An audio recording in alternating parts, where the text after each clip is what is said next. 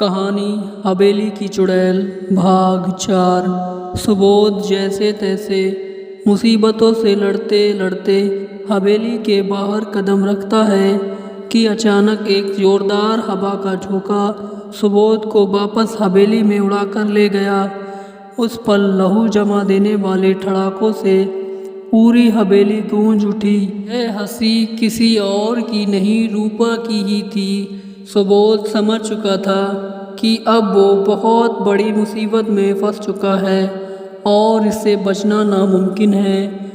और अब वो अलौकिक बाबा भी कहीं नहीं नज़र आ रहे थे।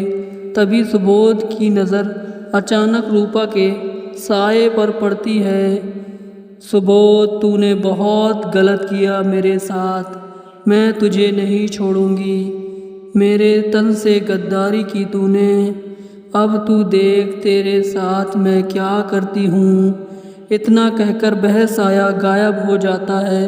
सुबोध मन ही मन अलौकिक बाबा को याद कर रहा होता है। अब उनके अलावा सुबोध को कोई नहीं बचा सकता है कि तभी अचानक एक चमत्कार होता है।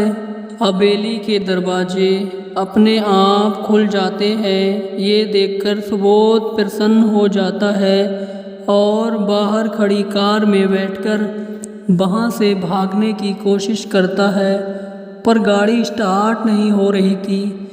जैसे ही गाड़ी स्टार्ट हुई, सुबोध ने गियर डाला और आगे बढ़ा दी, मगर यह क्या, कार वहाँ से आगे बढ़ने के बजाय वापस हवेली की ओर मुड़ गई और वो तेज रफ्तार से, सुबोध के हाथ में स्टीयरिंग था।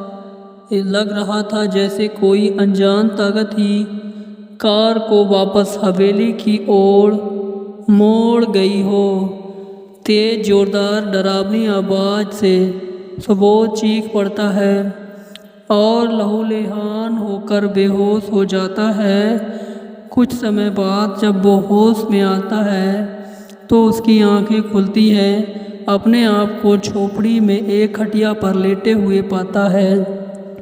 इधर उधर उसने नज़र दौड़ाई तो उसे एक आदमी की छवि दिखाई दी।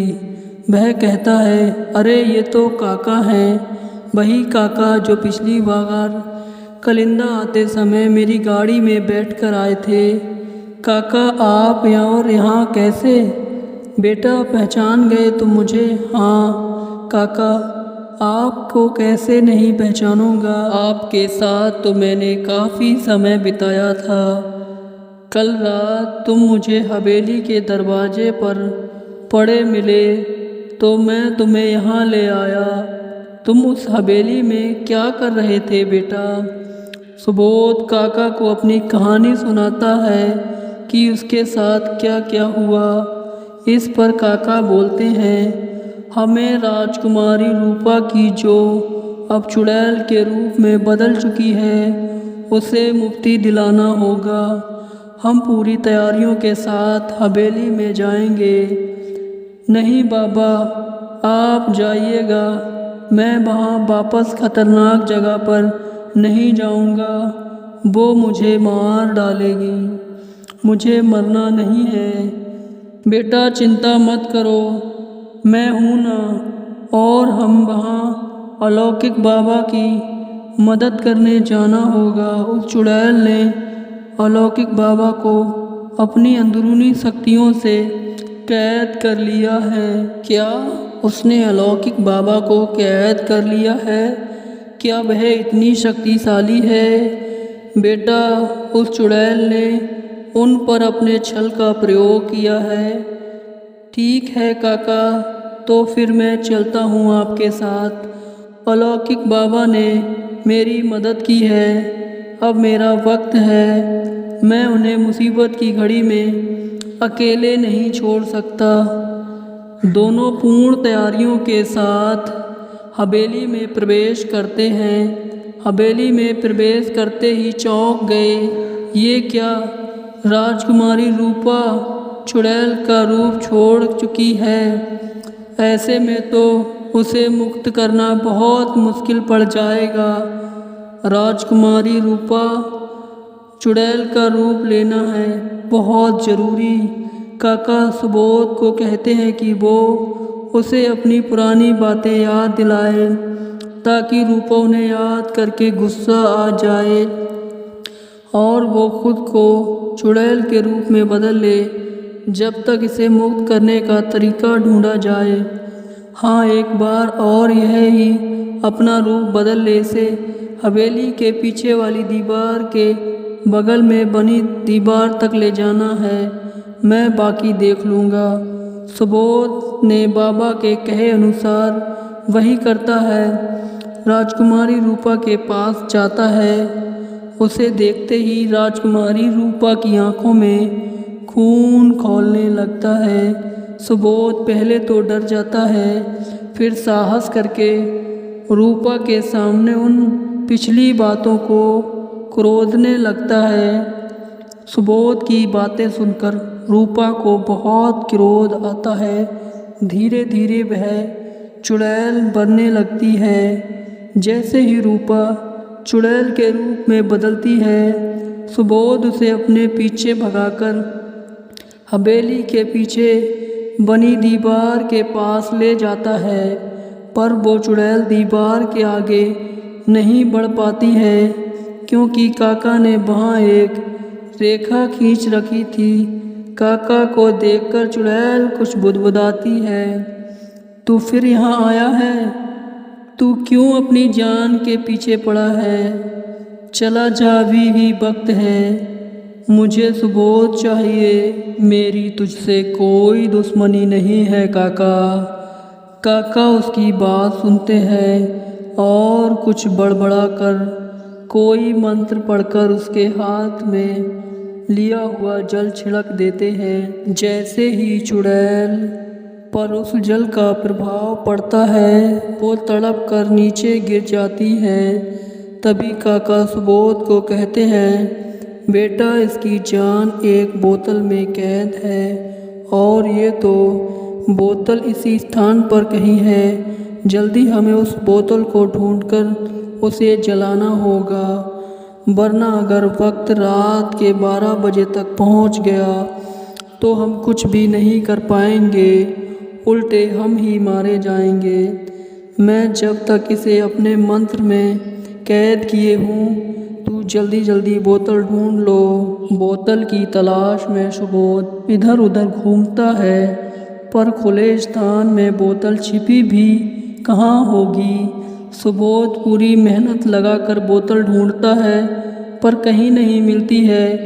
रात के 11:30 बज जाते हैं। इसी अंधेरी घनघोर रात में कैसे ढूंढी जाए, बस ये चिंता सुबोध को अब परेशान कर रही थी। काफ़ी देर ढूंढने के बाद अचानक उसका पैर फिसलता है। वो गिर जाता है, पर जैसे ही वो गिरता है उसकी नज़र पीपल के पेड़ पर पड़ती है। उस पेड़ की जड़ में एक शीशे की बोतल रखी हुई थी। सुबोध जल्दी से उठकर वो बोतल उठाता है। तभी काका चिल्लाते हुए बोलते हैं, सुबोध जल्दी करो, हमारे पास वक्त नहीं है और ज़्यादा देर तक मैं इसे अपनी कैद में नहीं रख सकता। सुबोध जल्दी से शीशे का ढक्कन खोलता है तो उसमें किसी पेन की नोक निकलती है। सुबोध देखकर हैरान हो जाता है कि ये क्या, और वो बोतल कहाँ जिसमें चुड़ैल के प्राण हैं। इसे सोच में सुबोध को पता नहीं कि कब वो नोक उस शीशे के ढक्कन पर घसीट जाती है। जैसे ही वो नोक ढक्कन पर घसीटती है, वो शीशे की बोतल अपने पूर्ण रूप में बदल जाती है जिसमें चुड़ैल के प्राण हैं। तभी काका की आवाज़ फिर दोहराती है, सुबोध जल्दी। सुबोध उस बोतल में कपड़ा लपेटकर उसको ज़मीन पर फेंकता है।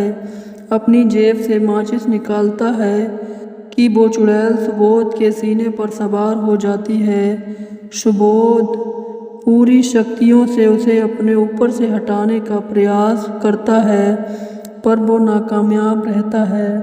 पास ही काका वहाँ आकर उसे उस बोतल को जला देते हैं। जैसे ही बोतल में आग लगती है, वह चुड़ैल ज़मीन पर आ गिरती है और राख बन जाती है।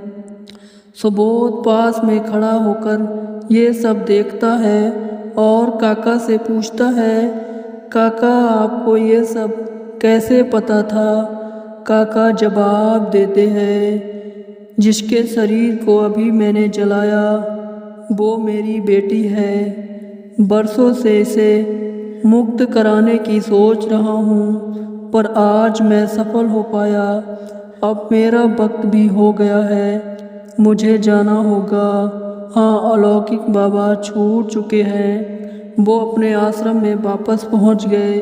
ये कहकर काका अपनी आँख बंद करते हैं और वहीं प्राण त्याग देते हैं। सुबोध अपने घर लौट जाता है। खुशी खुशी वह अपना जीवन व्यतीत करने लगता है। कलिंदा की उस हवेली में भी अब कोई डर नहीं रह गया था। कलिंदा की सारी औरतें हवेली के मंदिर में पूजा करने आती हैं और बच्चे खेलते हैं। दोस्तों, ये थी कहानी हवेली की चुड़ैल। कहानी आपको कैसी लगी कमेंट में ज़रूर बताएं। वीडियो को लाइक करें, चैनल को सब्सक्राइब करें। मिलते हैं एक और नई डरावनी कहानी के साथ। आपका दिन शुभ हो। शुभ रात्रि।